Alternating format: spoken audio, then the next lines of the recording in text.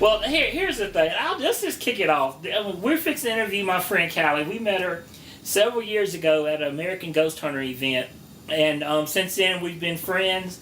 And we talk a lot about soul bonds, connections, and the soul circles. And Callie's always been one of those people that's always been connected to me, and somebody who I think a lot of, and been my friend. And I think highly of her. And I'm so happy to be able to have a chance to interview her and try to talk to her. So here we go, Callie. So tell everybody a little bit about yourself. Well, it's been a really, really long time since I talked to you guys. First of all, I think that the last time I talked to you was before I even went to Spain. It was. We used to talk quite often. And it's kind of nice to have all of us sort of back into doing all of this stuff. But, wow, let's see, when I first met you, I just really sort of gotten into paranormal, and like you were talking about, it was at that American Ghost Hunter event. And, you guys were doing a presentation that day, and Sean, you talked about your experiences with the black figure with the wings, which just really blew my mind because I had an experience with that very thing just a couple months before that, and I think that's the reason that we all ended up, getting along so well, because it bonded us, I guess, if that makes sense.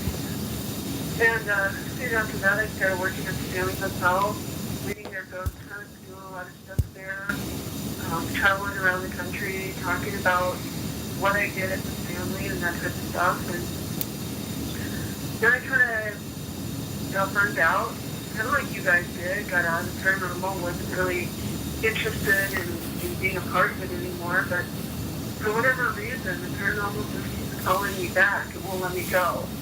And I don't mean that in a bad way at all. It's actually kind of interesting and fun for me now. So that's where I'm at now. I'm just kind of getting back into it, sort of like you guys are, and looking for different avenues for pursuing it. It's. I think it's a weird time for a lot of us. I got to a point where I just didn't feel good about what I was doing personally and where I was at personally and spiritually, and I didn't feel like I was practicing what I was preaching. So I just kind of got away from things. But I never felt, we hadn't talked, but I never felt like we wasn't connected. And I know that sounds weird, but I've always kind of felt connected, and that we was always around each other. Jake and I have been trying to get Callie to come here and hang out with us forever, and I am really on board with us. I think we need some type of school, some type of shop or something. I came to your Feel the Energy event, and it was a really great event, but it was still a weird time for me, and I think you could tell. I think for both of us, because we was kind of at those crossroads, and I know with this last time you went on your journey. Have you found yourself a little bit more, or have you I feel like you kind of you've had a different awakening. We talked about awakenings, and I really feel like you're awake at a higher vibrational state than you've ever been before. Oh, I am a completely different person than the person who first met you guys in New Orleans. I'm somebody completely different. I'm still the same, like, crazy cowgirl, hanging out, whatever. But as far as, like, you're talking about my vibrational level, I have leveled up several levels. Definitely. It's an uncomfortable place to be, isn't it? And it might not be for you, but I mean, what I'm going through and where I'm at right now, I'm more uncomfortable than ever. And I've always been awkward as hell, but I even feel that I'm more awkward than ever before, where I'm just kind of all over the place with things. Yeah, I agree. It's definitely uncomfortable for me. Well, first of all, I'm sort of an introvert. I'm more comfortable in the shadows, and I keep getting pulled out of the shadows where people want to learn from me, which kind of shines a spotlight on me, which is a little bit odd. And just the things that are being asked of me anymore, the paranormal world or the universe or whatever it's asking me to do, it's pushing my comfort zone, to say the least. And I'm still trying to find my way in this world that we're in. but I know I'm supposed to be here. So just keep, working on it. I know we're recording, and I like we're doing this. I want to tell you and Jake a story. And this is something I have never, ever in my life told anybody this. Ever this. Because it's so crazy. And I wanted to tell you guys, that's why I wanted us to kind of record together. And I don't know if we even record this and put this on the show, but I really want to get your guys' opinion on this.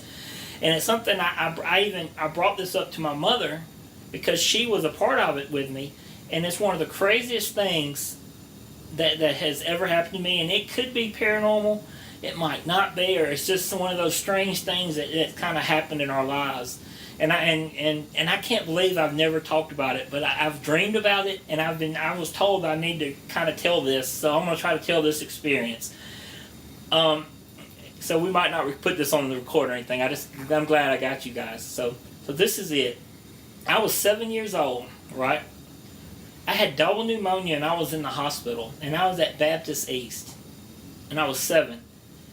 And I was in the hospital for several days, and my mother was with me. And here we go again. About 3 in the morning, a guy came in. I remember it just like it was yesterday. And my mother remembers it, and she did not want to talk about it, but it happened. He was very tall. He had blonde hair. He had blue eyes, and he had on like a doctor's outfit. He put me in a wheelchair, and him and my mom, they took us into like the back. But the strangest thing I can tell you, maybe it's because of my age now or when it happened when I was 7, is that when we left the room, I don't remember the nurse's station. I don't remember anything about going down the hallway or anything like that. But I remember being back into like like an emergency room, private room. You know what they look like, kind of what I'm saying, where it's just the table and everything else. Well, I never got out of the wheelchair. He brought out this stuff like where you take my blood. He did my arm, tied it up, and he kept trying to get blood out of my arm. And he absolutely mutilated my arm. He couldn't get the vein. It was almost like he didn't know what he was doing or how to do it, but he just kept like poking my arm. It was torture. And I remember I was screaming and crying, and my mother basically she couldn't do anything. It was just almost like she was froze to the point. Well, what blood he did get, he left. And then my mom said, she's going to go get somebody. He can't come back. And then when she went and got me, she was gone for a little while, and I was by myself in this room. And my arm was literally just mutilated, just needle points everywhere. And before I know it, my mama came in with a look. Everybody came in with a look. And they started asking questions. They started working on my arm. And the guy didn't work at the hospital. They don't know who he was. They don't know where he came from. They don't know anything about it. The police came. It was a big ordeal. But it was something that we could never explain. And it was the point when they took me back, I just remember the fear and how everybody looked. And they couldn't find him. There was no example. Nobody seen him. There was nothing except what me and my mother saying. They don't know how I got from my room to there, but it happened, and it's real. And it's one of those things, I think, as I start to grow spiritually, I'm going to a different place, and I'm going to an area, and I'm starting to remember a lot of strange things happened to me growing up. And that's something that happened to me that I can't explain. So I want to get you guys' opinions on that. You know, what's kind of funny is my grandfather was telling me about, he's been, ever since I showed him he can access YouTube on his smart TV, yeah, he has been just right into that whole alien thing. Yeah. And he kept talking about how he saw one of the Pleiadians, or whatever, I can't remember exactly who they are, but they're tall and blonde like that, at his doctor's office. Really? Yeah. He said she was way too tall, she had the weird eyes, and he's kind of kidding, but he wasn't kidding. You know what I mean? He had long fingers, and it was so awkward. I remember him, this is how I remember his fingers distinctly, because when he would try to do the needle in my arm, I remember how long his thumb was. Mm. And it was really skinny and long. And I could remember that, and he could find the vein, but my whole arm was basically blue and green, where he would poke and not get it. You know, it was something that happened. Weird. Callie, what do you think? Well, as you were telling the story, the first thing that came to my mind, I hate to use the word alien because, it's more like an interdimensional type of deal. But yeah, I think that I'm certain that's what it is. Now, here's the thing: you were saying that you have started remembering things, as you kind of level up spiritually. Have you remembered any other encounters with beings like that? You know what? That's the first one, and I remember some other instances where it wasn't. I've never witnessed anything like that being before, but I've had other instances where that it's really hard to talk about. Well, I've had things where I know that there was a spiritual battle going on, and I could remember the fear I had as a kid, and I knew my grandmother was involved, and I knew it was something about me around, but I can never really absolutely remember it. It's almost like I'm uncovering a lot of the things, and as we go forward, we've talked about the Native American connections and everything else, and I've had the weirdest. And Jake, I'm telling Jake this stuff brand new because I was trying to wait till I had you on the phone too, Callea, so we could all talk together and just kind of share. So this might not even be about the show, but I always talk about our Creek connection, right? I've had the craziest connection with our family and the Native American stuff, and it is that the Sellers are tied into the Comanche Indians in Texas. Is that not the craziest thing? I've never imagined such a weird connection, but it's on our genealogy where they married in and the connection to it. And then when I start finding all the different Masonic connections, everything else, I start to kind of tie things together and like I've never did before. But I just thought that was kind of weird too with the Western connection. So, Sean, you were talking about your family connection to the Comanche, and I find that really strange. And it actually kind of freaked me out as you were telling the story. And the reason for that is because my family also has roots in Alabama. My dad grew up in Alabama. He grew up in Tuscaloosa. So I have a really close connection to Alabama. But when we were little kids, my dad used to tell us that we were related to the Comanche as well. And I find that really strange, that especially with that strange connection that we've always had, since the minute that we met, there's been this weird, soul connection. And I find it really strange now you're telling this story, and there's another, almost like another link in the chain. That's why I had a feeling there was something to it. That's why I had to share it with you. Out of all the things I found out through history, I don't know why that hit me in the gut. It just hit me in a way that I never saw coming, with that, And I'd never seen it. And, when I started reading about that, I've been reading about the Comanche stuff, and I was like, some of this stuff kind of makes sense. The way some of my family kind of acts, and a lot of it made sense. And did you know a lot of the Comanches, it really wasn't unheard of them becoming Freemasons, because they own land, they own farms, and then they, as things progressed, which I thought was weird. Did the Comanche connection come through your grandmother's side or your grandfather's side? It's on my grandfather's side, but not my grandmother. It's on my father's side, on that side of the family. Oh, okay. But with my grandfather, my great grandfather, on that side of the family. But the weird. The reason I asked about that is because the connection for me came through my dad's mother, who is my grandmother, who is very similar. When you and I talk about our grandmothers, she is very similar to your grandmother in the things that she did and the way that she was. But I always saw her in a much darker light. Yeah. If that makes sense. Oh, yeah. So, but that's where the Comanche connection was through her. I just thought that was interesting, and I think this is kind of connects with both of us, is that at this point that we're going through, we're kind of connecting questions that we've had. I think I spent so much time in this field trying to find answers for myself, but I really didn't look, and now since I'm back, I'm spending that time finding answers about myself, and I'm getting the answers I've I always kind of wanted. It's starting to kind of fulfill that full circle that I needed spiritually. Yeah, I see you doing that for sure. For me, I stopped looking for answers, and now I'm on sort of a quest for questions.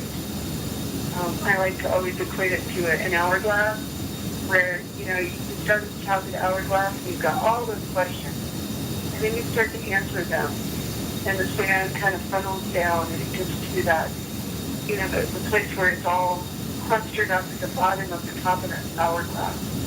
And then just that one piece of sand pops through, and then now you're in an expansion phase. You're now expanding, and that's sort of what I feel like I am. Like, I don't want any more answers. And any answers that I get lead to more questions. And so while I'm enjoying learning more about myself, it's almost overwhelming to the point where it makes me ask so many more questions. You know, one question leads to 10, leads to 100, leads to 1,000. You know, it's growing exponentially. I completely understand. And I got a question for you. You know, when do you think you're going to start kind of giving back to others? You know, because now, you know, as your friend, we don't have to put this on the show. I see you as you have so much to give. It's almost like you have this wagon train of information and healing energy and stuff to give people, but you're just reluctant to accept that. And, you know, people need it. You know, people really need you. But I still see you kind of holding back on that. And do you see yourself finally giving in and finally just letting the universe take you where you need to go? You know, you've never been afraid to just calm me down on my shit. This is all going on the show. All of it. I am actually on a fast track doing that right now. I am working on a class that I'm hoping to put online. I also, the problem with the whole putting myself out there like that is it's feeling too business-like, it's feeling too disingenuous. Like, I don't feel like I'm making those connections with people. But what I have learned and what I have realized about myself is that what I am and what I'm here to do is to be a bridge between sort of the spiritual woo-woo world and what people consider to be the normal world. Because so many people believe that once you cross that bridge and you open up your spiritual side, that you can no longer be part of the normal world. Well, you can. I mean, you'll never be the same way, but you can be part and you can cross back and forth on the bridge. And I keep being led to these people who are just full-on skeptics, whether it's skeptics to the paranormal, to the spiritual side of things, whatever. I keep being led to these people, and where I'm finding my passion is in just cracking the door for them, where they can see the light. You know, we're not bursting through the door. We're not throwing it open and proving everything to them. They're just opening their mind just enough. And I don't know where it's going to go. I don't know what the outcome is going to be for them. And I was just listening to your show that you guys put up earlier today, the Ouija Board Story Show, and you were talking about how you have to get comfortable with not knowing what the outcome is. And so I'm on the top. I'm on the way. I believe you're on the way, but you know, I think the key is to not to tell yourself stories. And I feel like, you know, so many times you and I think even Jake more than he not always realize when you start going down the right track. I do it all the time. You start telling yourself stories, and then as you tell yourself stories, you build up this false wall or this false room of comfort that you can hide in. But the key is just having faith and letting go. But it's easy. I mean, but as I say it, I don't practice what I preach either. You know, but I think that's something that we all kind of got to do is continue to move forward. And, you know, you made the comment about just that little bit of light. You know, like the old interview, I remember Malachi Martin, and what he said just completely, like, this shook me. When he said sometimes just somebody wanting to know God, they already know Him. They already know Him. And that's the same thing. If you just get somebody to open their eyes and that little bit of light gets in, that's all you need to take away that darkness. It's just a little bit of light. And then whether they can find it in this life or the next, as long as you make that crack for them, they can find it. And that's all you have to do is make that little bit of light. But the key is once you do that, you're going to be attacked on all fronts. But I think, and I'm going to stay on you to keep going forward and keep fighting the fight because you have a lot of stuff to give people. That's imperative. Yeah, I know, and it's extremely overwhelming to me because see, now you made me sort of have to cry. But the thing is that as I start to use my gifts and to give these things to people, my gifts just keep getting stronger. Yeah. And that's scary as shit for me. You know? Yeah. The gifts that you have, to me, I'm envious to the point because you see it as a straight way of goodness. And the gifts that I was taught as a kid, I was always taught to use them in devilish ways. And that's just the truth. I know it sounds horrible, but everything you see is for the goodness, and that's the light, and that's what you have to do. And you're going to be amazed what you can do spiritually, and what you can see, and what you can feel, and where you can go. But you just have to go, And here's what sucks the most about it, and I'm still not comfortable with it, is that as you go, just how lonely that journey is. And you have to, so I'm telling you as your friend, which y'all got to stay on me too, is that you got to find yourself into the comfort of people that's not your friend, not only just your friend, but also understands where you're going and where you're coming from. And I think that's the only place we can find comfort, in all weird ways. And there's a lot of people out there like us, and that's why it's imperative for us to reach out and help them as well. Yeah, I understand exactly what you're saying, and I completely agree with you. Because I do spend a lot of my time trying to stay on the normal side of the bridge.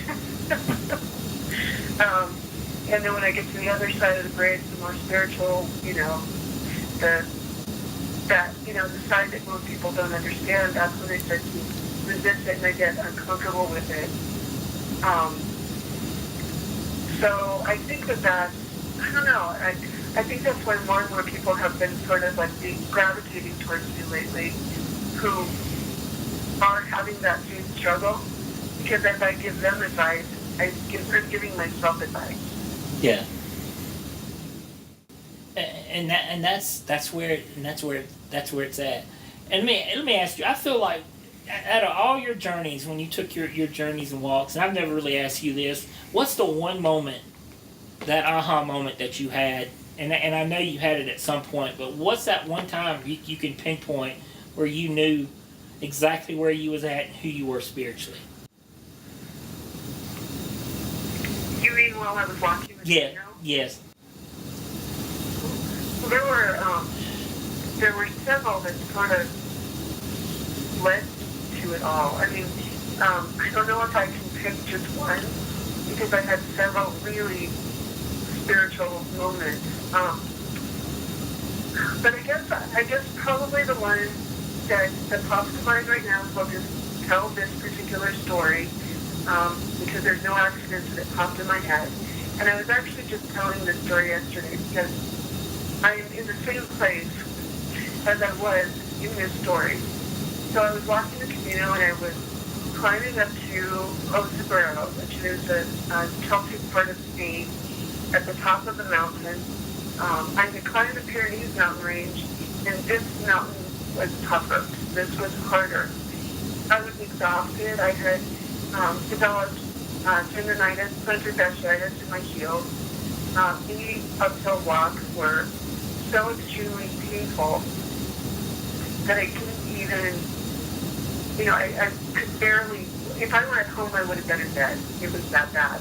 But instead, I continued to walk, 300 or 400 miles with that pain. And I was standing on the side of this mountain, and the fog came to and I could hear people around me, you know, the other people who were walking ahead of me and behind me. I could hear them, but I couldn't see them because the fog was that thick. And I felt so absolutely the most alone I have ever felt in my entire life on the side of that mountain. And all I wanted to do was quit. I just wanted off the mountain. If I could have found a way to get off of that mountain, I would have quit and I would have left the Camino that day. But there was no other way to get off the mountain than to just keep walking up it. And so I continued walking up it, and I arrived in Oceano, and the fog was still extremely thick. And off to my right, I saw the town church. And the churches were the places that were always open to people who were walking the Camino, where you could go in and you could sit down, you could say prayer if you wanted, you could get warm, you know, whatever you needed. And so I walked into the church because I was freezing at that point, and I sat down in a pew, and I started to cry. Not just like a few tears coming out of my eyes, but like that shoulder-racking sob that you just, you know, you don't think you're ever going to recover from. And people would come in and out of that church, and they would look at me, and it happened to people on the Camino. It was, you know, it was an occurrence that people were familiar with. So they would sort of check on me, but nobody interrupted me. They didn't ask me anything. And I just sat there and I cried, and then all of a sudden, I heard a voice, come from who knows where, came from above, and the voice said, the hard part is over. You've done well. And then the church bells began to ring. It wasn't like it was a certain time of the day or anything like that. You know, whether the church, they wasn't ringing the time. They just started ringing like, you know, like when you hear church bells when there's been a wedding, and it's like this happiness. And I stood up and I walked out of the church, and all of the fog was gone. Every bit of fog had evaporated from that mountaintop. And the sky was blue and the sun was shining. And I realized that I'd done the hard work, and I had done a good job at it. And now it's just time to continue on the path. So that was one of my moments. That's awesome. That's awesome. That's a good thing. Jake, do you have any questions or anything? I know I've kind of dominated the whole. Man, I'm good. I'm just happy that we're actually getting it recorded. That's a good thing. So what's some other plans you got coming up in the near future? Oh, you know, I am really like feeling the need to go someplace and do. I want to go ghost hunting with you guys again. You know, I want to do like what we used to do, where we kind of pushed the boundaries. Yes. I think about that time at Waverly when we sat in that circle and we called in all the energies, and we, you know, it was like this whirlwind of energy in that hallway at Waverly. And then remember Todd Sheets walked through it. He's like, "What the hell? I just happened here." And like the time when we went to that mortuary, and I had the earbuds in my ears, and I was listening to the spirit box. I couldn't hear you, but you were asking questions. And I was getting the answers to the spirit box. I want to like push boundaries like that again. I want to do that kind of stuff. And so I need a trip. I'm thinking I'm probably going to like head down south somewhere. Maybe we can meet in New Orleans or something like that. You know, do something fun. And I haven't. And we need to go to that place in Natchez, though, which I know is kind of crazy. But I am also working on that online class that I'm going to be putting out within the next month or so, which is basically about choosing your thoughts, choosing life. Gosh, what else? Seems like there's so much more coming up for me, I just can't think of it. We need to, before we get to that, this past weekend we did an investigation, and we pushed the boundaries, I think, for the first time in years. And I hate to say it was fun, but it was fun. But you know how when you do that, I believe you'll get the blessings that you need. And we had a blessing where somebody that came through that's recently passed, and it was undoubtedly them. And we all heard it as clear as anything you could hear, and the person told us about being strong. And I thought that was something that kind of got us all excited. And I almost, and I know this sounds silly, but I almost feel childlike again when we do the work, when we go out and do that again, where it's almost like where we actually enjoy it, where we laugh, we play, and then we push these boundaries. That a lot of, but the key to the magic is believing in it, and if you believe in it, you can push it as far as you want to push it. And what would be really fun if like me, you, and Jake, if we could get in a car. And we start in Memphis and go all the way down to Natchez, all the way down to New Orleans, stay in New Orleans, and we record every night about our experience and basically document it. And, we can be as kooky, as crazy as possible, but that would be really fun. And then each place you kind of push the limit because, I don't know what it is about Natchez, but Jake and I talked about wanting to go back again because every time we went, something's happened, that shouldn't have, and it was just something weird about it. Right. I think that sounds like something we need to plan. We need to do this thing. We do. And think it would be so much fun. We hadn't done that in years, and now I'm free to do it. And we used to do things like that. And it would be amazing what we would experience. And it really would be absolutely amazing. And if we could just do it and kind of document it in a fun in a way just to record, and we're not here to capture anything, we just want to experience everything. You know what I'm saying? And then and that's what we're going to do. We're going to share our experience. And I just think that would be a lot of fun and something we need to plan on doing. I agree on this. Good. All right. Well, we'll have to talk and kind of plan that out for sure.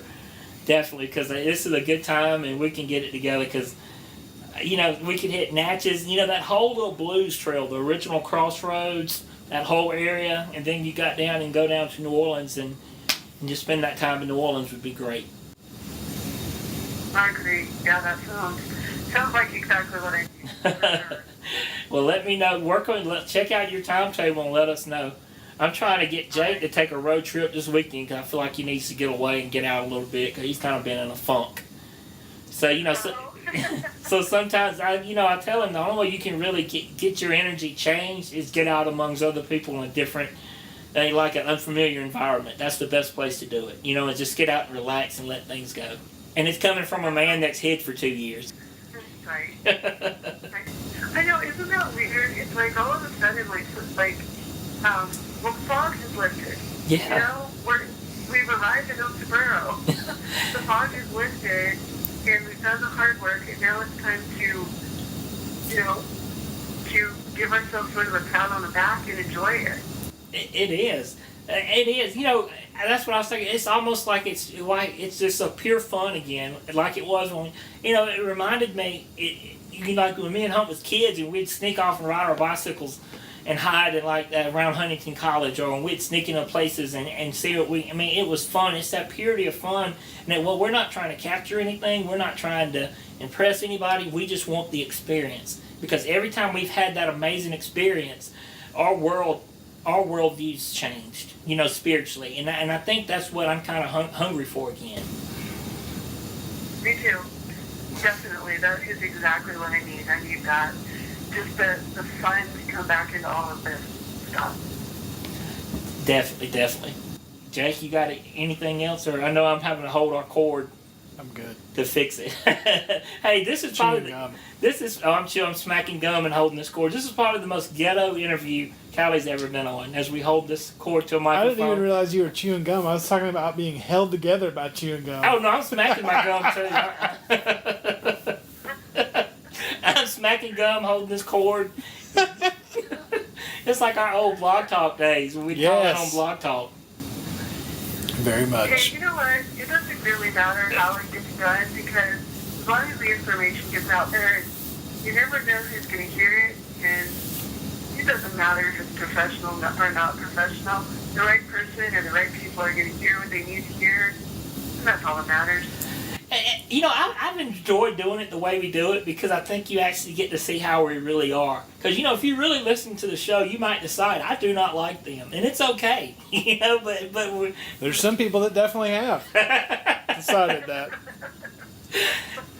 You know, it's I can't remember that little Halloween meme where you like people are like you like want to like you and be your friend. When they get to know you, they realize really how weird you are and they want to run and get away from you.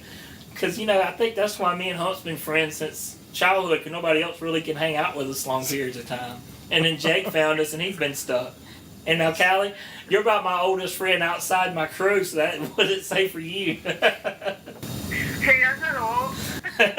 No, you're not. Golly. But you know, you're speaking. You know what though? I have a question for you. I have a question to you guys. All right. And I can't remember it now. Dang it. Oh, Good job. Crap. Oh well.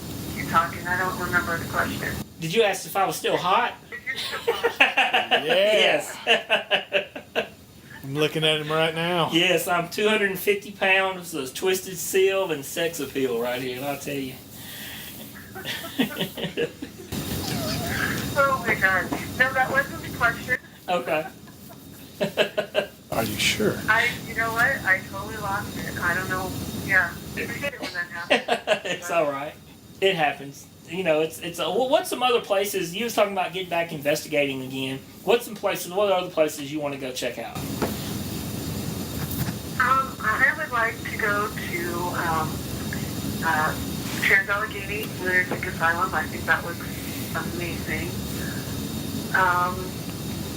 Gosh.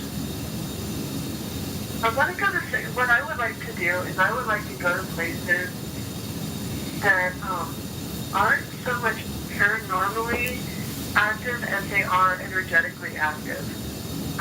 So I don't necessarily need to go to a place that has a bunch of ghost stories to it. I don't even know how I would do it, because how do you know what's energetically active? Because people aren't talking about that. But you know, I want to go to places where I can feel the difference and the change in the energy. You know, it's funny you mentioned that. You know, the first place I think of that I want to go to, which I hadn't been, is Joshua Tree. You know, California and out there. You know, with that energy. That's one of the places. You know, they opened a Nashville hot chicken restaurant in Birmingham. That's a good place for me. I mean, that's energetically active. Speaking of eating chicken a lot, you know what I told Jake that I would like to do, and him and Hump both looked at me like I was crazy. You know, speaking of a place that's not really haunted or anything really weird, is to actually get a group of us and us take a few days and go up the Appalachian Trail. I know we can't do it all, but imagine us walking, imagine what we could experience. If we take it as a spiritual journey, no electronics, and walk the Appalachian Trail and hike it. That's something I wanted to do, and I'm still trying to talk to Hump and them and Jake to try to get them on board. I just think that would be, and we might not get far, but it's a part of the experience. He says far, it's like 2 miles. I can tell you that when you take a journey like that, it will change your life. There are no two ways about it. And that's something. I just think that would be a fun a trip that we need to do, something like that, something different. You know, I mean, almost like pushing the envelope again, like we used to do. Yeah, but then what happens when Rob Lowe comes out of the trees? Hump would be with us, and Rob Lowe would never walk again. Hump would kill him. Exactly. You know what? I don't know where the hatred comes from. It's still disturbing. I mean, it is. It's terribly disturbing. You know, in private conversations after that, he really hates Rob Lowe, and I don't know what Rob did to him. I mean, wasn't he on that Parks and Recs? Parks and Rec. I liked his character on that. I don't see how you can dislike him. It was fine. I don't know why he's so mad about it. God, I hate Hump couldn't be with us. But we'd have never got the interview. Hump would have got tangled in these cords and started cussing. And it would have been over. Definitely over. But how much have we got? We got 40 minutes, right? So yeah, we got plenty. Can you believe we've talked 40 minutes? We've talked 40 minutes. 40 minutes. Well, we've could probably talk for hours, actually, if we just got started and just let it all go. Yeah. Because we haven't even scratched the surface here. We had, when we all get together, we need at least one night that we just sit and talk. Well, we'll break out a bottle of Jack and just talk. And that would probably be, if you recorded that session, that would probably be one of the weirdest, most informative nights you could ever have, with all of us just talking.